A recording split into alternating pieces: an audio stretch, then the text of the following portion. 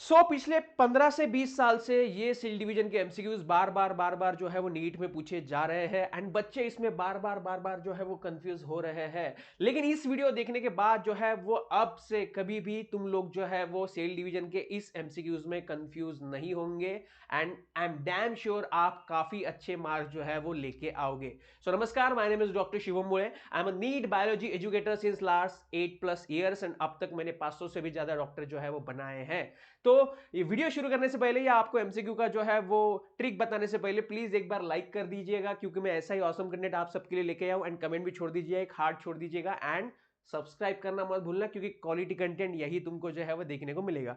पहला एमसीक्यू जो पूछा जाता है, तो यहां पे आप देख सकते हो ये एमसीक्यू काफी बार पूछा गया है, जहां पे आपको पूछा जा रहा है कि during which phase of the cell cycle amount of DNA in the cell remains at 4C level if the initial amount is donated at 2C। ठीक है, ये एक एमसीक्यू पूछा जाता है। सेकंड एमसीक्यू ये पूछा जाता है कि during the anaphase of the mitosis number of chromosomes in human cells is कितने होते हैं? 23, 46, 92, 184। ठीक है, मैं ट्रिक बताऊंगा, उसके बाद आप खुद में खुद जो है वो इस एमसीक्यू को जो है वो सॉल्व करोगे, ये गारंटी है। ठीक है, तो देखो सबसे पहले सेल साइकिल होता है। सेल साइकिल में कौन कौन सी फेजेस होती है? सबसे पहले आपको देखना है G1 फेज होती है। तो G1 फेज में कोई भी यहां पे डीएनए सिंथेसिस होता है क्या? बिल्कुल भी नहीं। ठीक है, तो यहां पे जो है इनिशियल प्रिपरेशन होता है, प्रोटीन सिंथेसिस थोड़ा बहुत होता है एंड सेल जो है डिवीजन के लिए तैयार होती है। दैट्स व्हाई 2C की अमाउंट सेल की जो है वो 2C ही रहेगी। अब एस फेज में आती है। अब एस फेज में क्या होता है कि डीएनए का अमाउंट जो है वो डबल होता है, यहां पे डीएनए सिंथेसिस होता है। दैट्स व्हाई एस फेज में आपको क्या देखने को मिलेगा? डीएनए की amount double, that is 4C।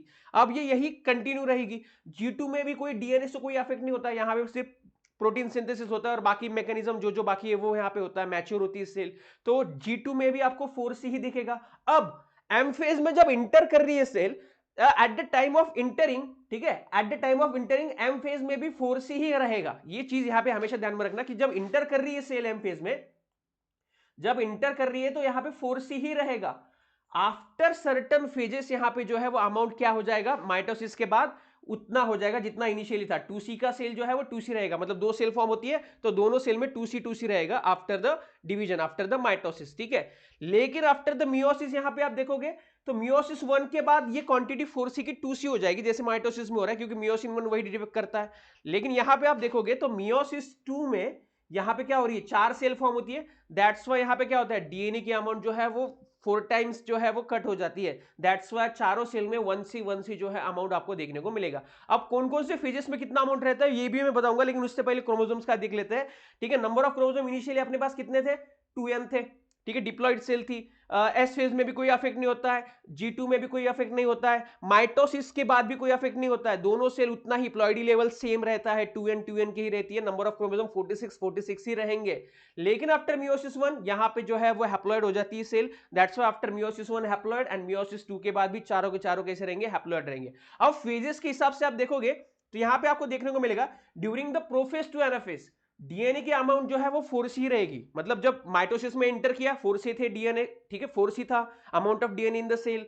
Then prophase आया 4C रहा, ठीक है, देन मेटाफेज आया 4C रहा, एनाफेज आया 4C रहा। ये माइटोसिस की बात कर रहा हूं मैं। ठीक है, अब जाके टीलोफेज में सेल जब डिवाइड होगा, दो न्यूक्लियस अलग अलग हो जाएंगे, तब जो है यहां पे क्या हो जाएगा? टीलोफेज से 2C हो जाएगा। तो आपको टीलोफेज में पूछा गया माइटोसिस में, तो आप 2C करोगे। ठीक है, अब मियोसिस के पास आते हैं। अब मियोसिस में आपको देखने को मिलेगा प्रोफेज 1 टू मेटाफेज 1 में, मेटाफेज 1 तक यहां पे 4C रहता है मियोसिस में। ठीक है, प्रोफेज 1 टू मेटाफेज 1 में कोई चेंज नहीं। एनाफेज में क्या होता है कि यहां पे जो है होमोलॉगस क्रोमोसोम जो है वो क्या हो जाते हैं? सेपरेट होते हैं। एंड होमोलॉगस क्रोमोसोम जब सेपरेट होते हैं तो वहां पे जो है वो डीएनए का अमाउंट क्या हो जाता है? हाफ हो जाता है। That's why anaphase 1 to telophase 1 DNA का अमाउंट कितना रहेगा? 2C रहेगा। ठीक है, तो ये ध्यान में रखो, एनाफेज 1 टू टेलोफेज 1 पूछा गया तो आप कितना करोगे? 2C करोगे। And anaphase prophase 2 to metaphase 2 2C रहेगा, उसमें कोई चेंज नहीं, जैसे हमने प्रोफेज 1 टू मेटाफेज 1 देखा था। क्योंकि अभी दो सेल दोनों मियोसिस 2 में एंटर कर रही है तो दोनों में 2C रहेगा पर सेल। लेकिन फिर से जब एनाफेज में जाएगा, अब यहां पे क्या होंगे? सिस्टर क्रोमैटिड सेपरेट होंगे, यानी कि डीएनए की अमाउंट कैसी होगी? हाफ होगी। ठीक है, तो यहां पे फिर एनाफेज 2 टू टेलोफेज कितना हो जाएगा? 1C amount. लास्ट में चारों सेल में 1C अमाउंट। ठीक है, समझ गया? तो ये चीज यहां पे ध्यान में रखना है। अब क्रोमोसोम्स के बारे में आपको एक ट्रिक बता देता हूं। यहां पे देखो, अब इनिशियली ह्यूमन बींग्स के बाद 46 क्रोमोसोम होते हैं, यानी कि 23 पेयर्स होते हैं। एक क्रोमोसोम्स मतलब 2 क्रोमैटिड्स, मतलब हमेशा कैसे रहते हैं? वो डबल रहते हैं।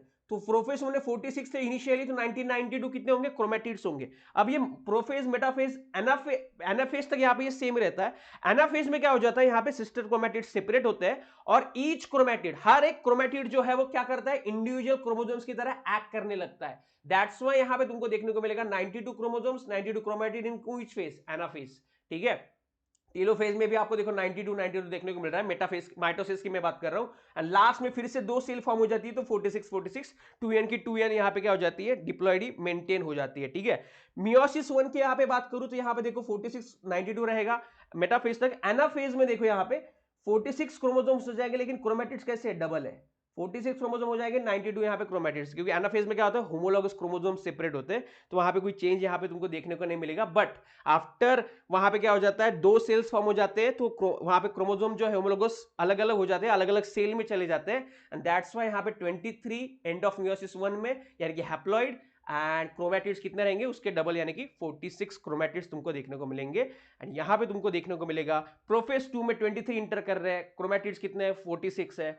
मेटाफेज 2 में भी सेम देखने को मिलेगा। एनाफेज 2 में क्या हो जाएंगे, वहां पे क्रोमेटिड्स सेपरेट हो जाएंगे, तो अमाउंट यहाँ पे डबल हो जाएगा। Each chromatid will act as a again individual chromosome, so that's why यहाँ पे देखो 46 है। ठीक है, 46 है। And at the end 4 cell form हो जाएंगे, तो at the end of meiosis 2 23 यहाँ पे 23 क्रोमेटिड्स एंड 23 क्रोमोसोम्स यहाँ पे तुमको जो है वो देखने को मिलेंगे हर एक सेल में। ठीक है, तो ये चीज यहाँ पे ध्यान में रखो। होप तुमको ये समझ में आया होगा। अब यहाँ पे तुम एमसीक्यूज देखोगे तो तुम खुद इसका आंसर बताओगे। तो यहाँ पे तुमको देखने को मिलेगा during the anaphase of the, यहाँ पे पहला एमसीक्यू हमने देखा था कि during the which phase of the cell cycle the DNA amount, ठीक है, DNA amount in remains 4c level if initial amount is 2c। तो यहाँ पे देखो, तो हमने देखा था, यहाँ पे देखो सिंपल चीज है। ठीक है, हमने चार्ट में क्या देखा था, यहाँ पे देखो 2c इनिशियल अमाउंट है, तो s में डबल हो जाएगी, g2 में 4c रहेगी।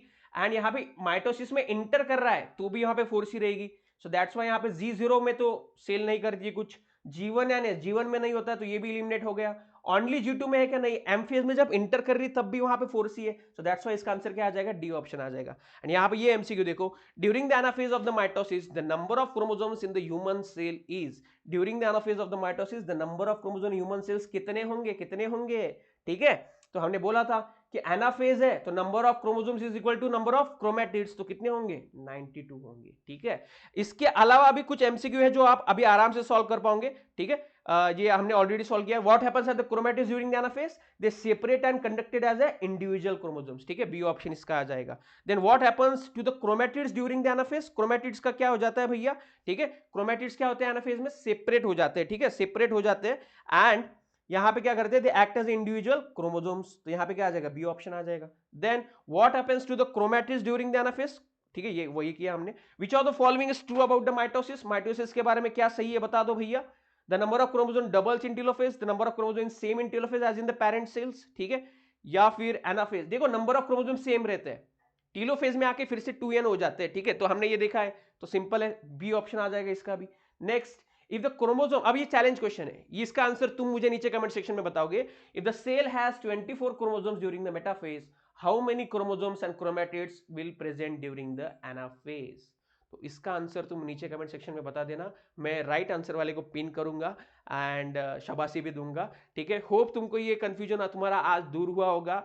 एंड ऐसे ही अगर तुम चाहते हो कि मैं एमसीक्यू पॉइंट्स लाऊं हर एक चैप्टर से, बायो से उठा के, तो प्लीज नीचे कमेंट में डाल देना कि मैं ऐसे लाऊं। एंड सब्सक्राइब भी कर लेना, लाइक भी कर लेना और शेयर करो, जितने बच्चों के साथ शेयर कर सको, ताकि मैं सभी बच्चों की जो है वो हेल्प कर पाऊं। ठीक है, क्वालिटी कंटेंट दे पाऊं, क्वालिटी कंटेंट दे पाऊं फ्री ऑफ कॉस्ट। ठीक है, सो मिलते हैं अगली वीडियो में, तब तक के लिए बाय बाय, जय हिंद।